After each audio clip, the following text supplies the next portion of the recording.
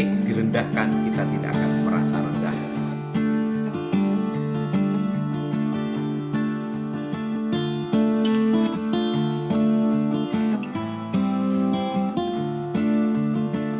Sakit, bagus, itu tandanya perasaan dan hati kita masih normal, masih sehat. Tapi kalau sakitnya agak lama, hati-hati, itu berarti kita sudah mulai tidak normal. Sakit kok lama.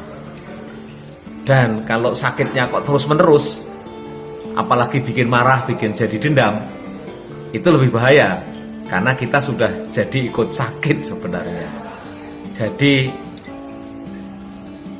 kalau begitu gimana cara menghadapi kritik, cara menghadapi tanggapan negatif, supaya kita tetap bahagia dan justru kita tumbuh, bisa berkembang dengan baik hidup kita?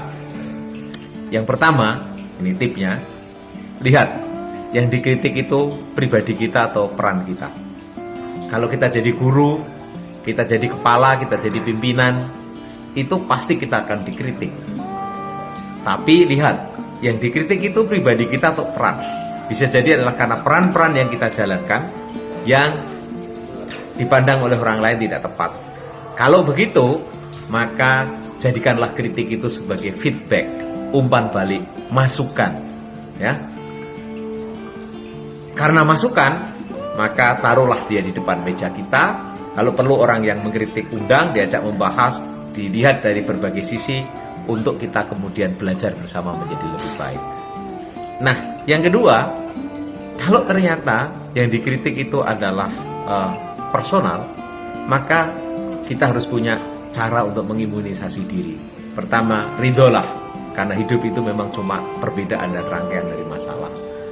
Yang kedua, cara mengimunisasi diri adalah setiap orang itu punya skenario, drama di dalam pikirannya. Kalau kita tidak mengikuti dramanya, kita mungkin dianggap tidak bagus dan salah. Karena itu, jangan risau kalau ada drama yang berbeda dengan kita. Terimalah drama itu, maka dunia akan menjadi indah dan penuh dengan drama.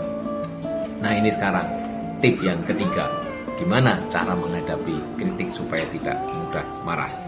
Caranya adalah tanyakan kepada hati, kita ikhlas nggak berbuat dalam hidup ini? Kalau kita ikhlas, maka kita terima kritik. Bahkan ketika kita dipuji, kita tidak akan mabuk. Kalau dikritik, direndahkan, kita tidak akan merasa rendah. Karena pujian tidak memabukkan, tidak memviralkan, tidak juga mencitrakan diri kita luar biasa. Tapi kalau dikritik, direndahkan, itu juga tidak akan mengganggu kita. Karena kita adalah orang yang ikhlas berbuat untuk kehidupan, karena kita ingin menyayangi dan memberi.